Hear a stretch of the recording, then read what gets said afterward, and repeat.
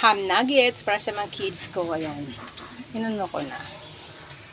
Ayan, hindi ba sarap? Gusto ko siya magiging brown para matikman siya kung masarap talaga siya guys sa pagkaluto ko. Experiment ko yan guys. Try ko lang kung pasado sa aking mga kiddos.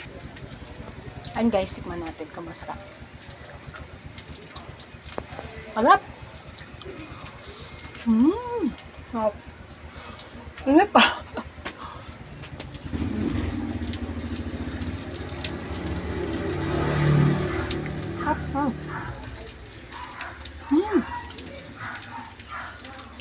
Grabe. Sobrang sarap.